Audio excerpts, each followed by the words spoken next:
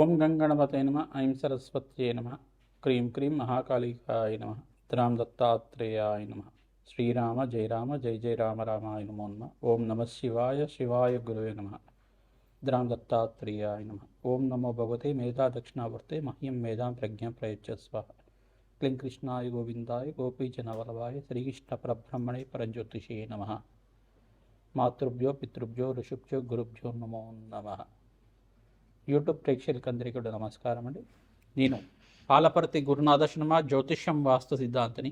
మీకంతా కూడా ప్రధానంగా ఇప్పుడు చెప్పబోయే టాపిక్ ఏంటిదంటే పూర్వజన్మం మరి కర్మ సిద్ధాంతం అంతా కూడా. పూర్వజన్మం అంటే ఏంటిది, పూర్వజన్మం నుంచి వచ్చిన కర్మ సిద్ధాంతం అంతా కూడా ఏ రకంగా జ్యోతిష్యంలో అంతా కూడా వివిధ మేషాది ద్వాదశ రాశుల వాళ్ళకి కర్మం అంటే ఏంటి, కర్మ సిద్ధాంతం అంటే ఏంటి, పూర్వజన్మలో చేసుకున్న కర్మ సిద్ధాంతం అంటే ఏంటి సంపూర్ణంగా విశ్లేషణ చేయడం జరుగుతుంది. మీకు లగ్నం తెలిసి ఉంటే లగ్నాన్ని చూసుకోండి. జన్మ లగ్న వశాత్తు ఈ యొక్క గ్రహస్థితి ఉంటాయి కనుక ఈ యొక్క కర్మల ప్రభావం వల్ల దైవ ఆగామి సూచిత సంచిత ప్రారంభ కర్మలు అని చెప్పేసి అంటారు అన్నమాట.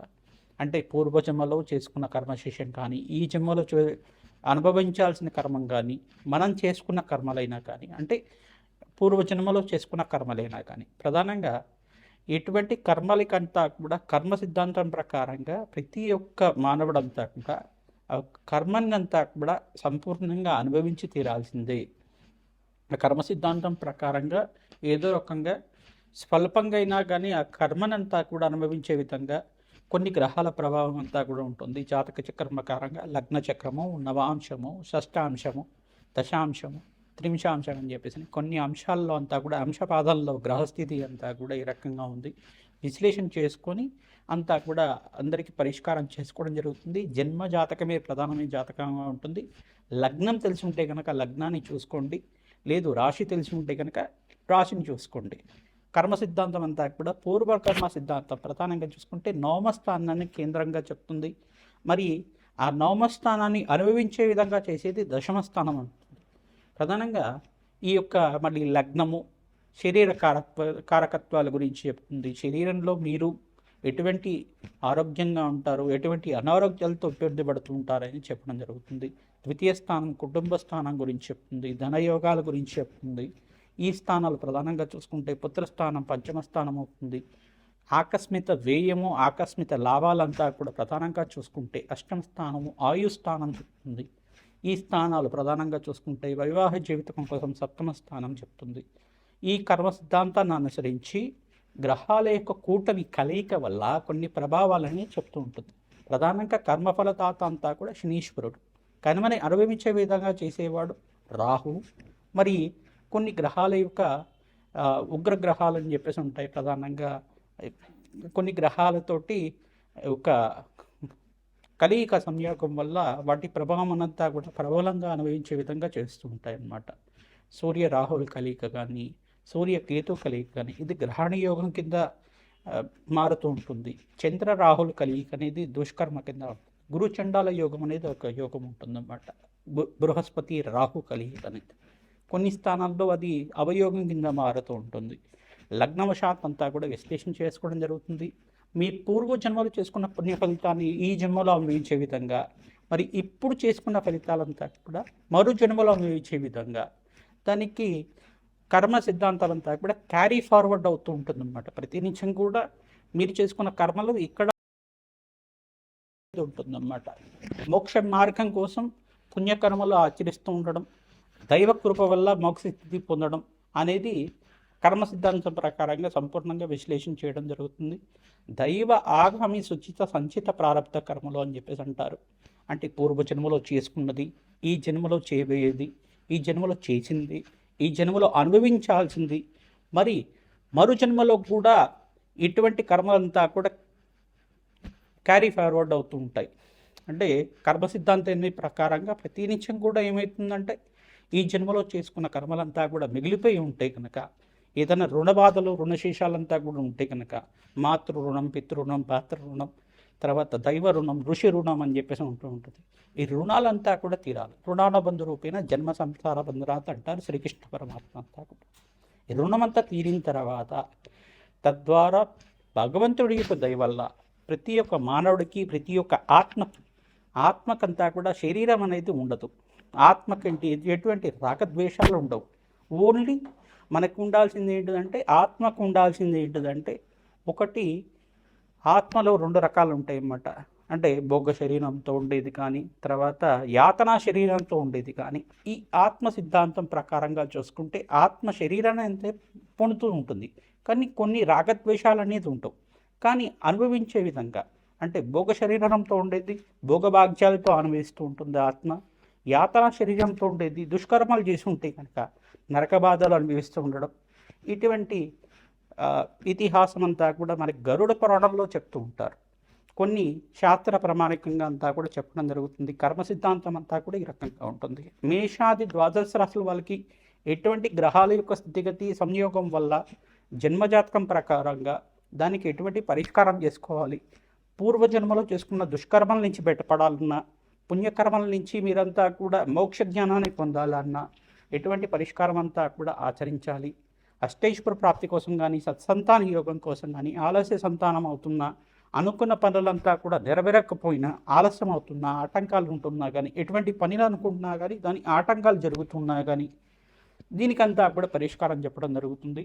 ఈ యొక్క కర్మ సిద్ధాంతం ఎపిసోడ్లో అంతా కూడా ప్రధానంగా ఈ యొక్క పూర్వజన్మ కర్మ సిద్ధాంతము మరియు ఈ యొక్క కర్మయోగం అనేది ఎటువంటి ప్రభావాలంతా కూడా చూస్తున్నాయి. గ్రహ యొక్క దోషాలంతా కూడా ఎటువంటి గ్రహాలకంతా కూడా పరిహారం చేసుకోవడం వల్ల రాజయోగం సిద్ధిస్తుంది.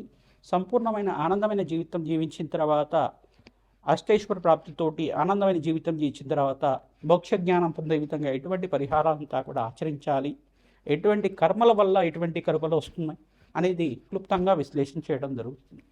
సింహరాశి జాతకులకి ప్రధానంగా ఈ యొక్క పూర్వజన్మ కర్మ సిద్ధాంతము కర్మయోగం కోసమని చెప్పడం జరుగుతుంది. ప్రధానంగా పూర్వజన్మ కర్మ సిద్ధాంతం అనేది ఏ రకంగా విశ్లేషణ చేస్తారు.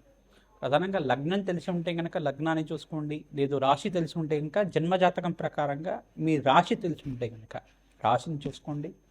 ఈ యొక్క గ్రహాల యొక్క సంయోగం ఈ స్థానంలో ఉండకూడదు అన్నమాట. ఆ గ్రహాలకి ప్రధానమైన గ్రహాలంతా కూడా శనీశ్వరుడు, బృహస్పతి, రాహువు మరియు సూర్య భగవానుడు కారణమవుతూ ఉంటాయి. ప్రధానంగా శుక్రుడు కూడా యొక్కరంగా ఉండాలి జాతకరీత్యా. ఈ యొక్క పంచమ స్థానంలో కుజరాహులు కలిగి ఉన్నా కానీ ఆలస్య సంతానాలు అవుతూ ఉండడం.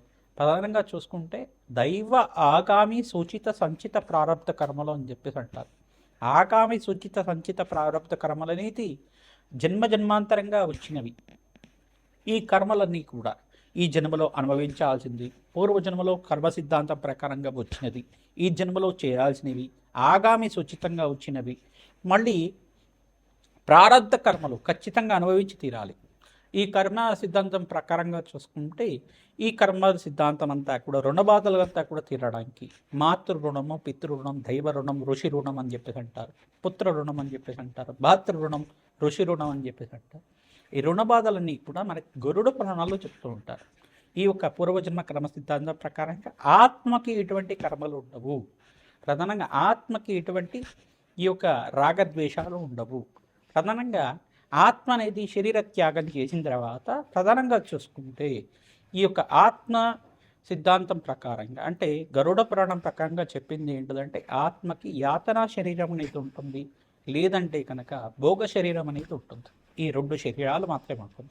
పుణ్యకర్మలు చేసి ఉంటే కనుక భోగ శరీరంతో పుణ్యప్రాప్తి, పుణ్యలోకంలో వెళ్ళడం, ఈ యొక్క యాతనా శరీరంతో కొన్ని దుష్కర్మలు చేసి ఉంటే కనుక యాతనా శరీరంతో యాతన అనుభవిస్తూ ఉండడం జరుగుతూ ఉంటుంది. ఈ యొక్క యాతనా శరీరానికి దుఃఖాన్ని అనుభవించే విధంగా ఉంటుంది, లేదు శ్రమని అనుభవించే విధంగా ఉంటుంది. భోగ శరీరానికంతా కూడా రాజయోగాలు, భోగభాగ్యాలు, ఈ యొక్క స్వర్గ సుఖాలు అంతా కూడా అనుభవించే విధంగా ఉంటుంది.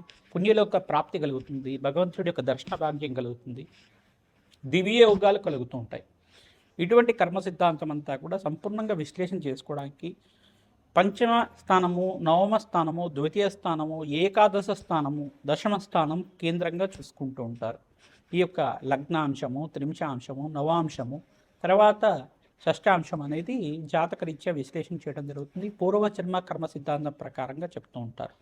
ఈ అంశం అంతా కూడా అంశబాధ చక్రాలు, ఈ చక్రాల్లో అంతా కూడా కర్మ సిద్ధాంతం ప్రకారంగా ఏ రకంగా చెప్పబడింది అంతా కూడా సంపూర్ణంగా విశ్లేషణ చేసుకొని మీ జాతకం చెప్పడం జరుగుతుంది.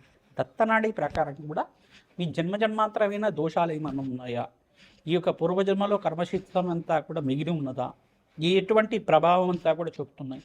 ఈ యొక్క దుష్ప్రభావాలంతా కూడా ప్రభావం వల్ల ఈ జన్మలో మీరు అనుకున్న పనులంతా కూడా ఆలస్యం అవుతూ ఉండడం, వైవాహ జీవితంలో ఆలస్యంగా సంతానం అవుతూ ఉండడం, వివాహం ఆలస్యం అవుతూ ఉండడం, వివాహం కొంతమంది జాతకంలో కనుక కొన్ని గ్రహాల యొక్క స్థితిగతి ఉంటే కనుక వివాహమే కాకుండా ఉండడం, అంటే వైరాగ్య భావాలతో ఎక్కువగా ఉండడం, ఇటువంటి గ్రహస్థితి అనేది సంతానం లేకుండా ఉండడం, సంతానం కోసం ప్రయత్నం చేసుకుంటే సంతానం అంతా కూడా ఆలస్యం అవుతూ ఉండడం, ఇటువంటి ప్రభావం అంతా కూడా గ్రహస్థితి యొక్క స్థితిగతి వాటి యొక్క దుష్ప్రభావాల వల్ల జరుగుతూ ఉంటాయి.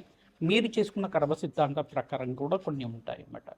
ఈ యొక్క సంతాన కారకుడు యొక్కరంగా ఉండాలి, రాజయోగ కారకుడు యొక్కరంగా ఉండాలి, దశమాధిపతి యొక్కరంగా ఉండాలి, అష్టమాధిపతి, నవమాధిపతి ఆయుకారకుడు, ఈ యొక్క శనీశ్వరుడు, శుక్రుడు, బృహస్పతి అంతా కూడా యొక్కరంగా ఉండాలి.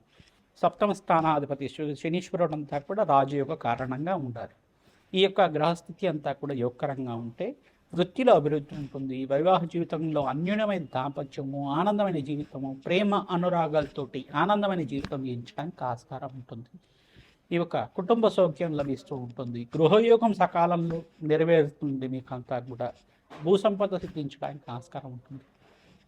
ప్రధానంగా ఈ యొక్క నవగ్రహాలకు ఏ విధంగా చెప్పడం జరుగుతుంది కావున ప్రతినిత్యం కూడా అగ్నికి నవధాన్యాలు సమర్పిస్తూ ఉండడం రాజయోగ కారణం అవుతుంది.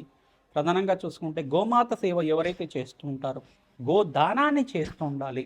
ఈ యొక్క పుణ్యక్షేత్రాల్లో కానీ దేవాలయ ప్రాంగణంలో కానీ బ్రాహ్మణత్వకంతా కూడా దక్షిణ సహితంగా ఈ యొక్క గోమాతకు ప్రీతికరంగా గ్రాసము ప్రతినిత్యం కూడా దాని పోషణ అంతా కూడా మీరు బాధ్యతగా తీసుకునే విధంగా గోమాతకు ప్రీతికరంగా పచ్చిక తెలకపెట్టి గ్రాసం అంతా కూడా సమర్పిస్తూ ఉండడం రాజయోగానికి కారణమవుతుంది.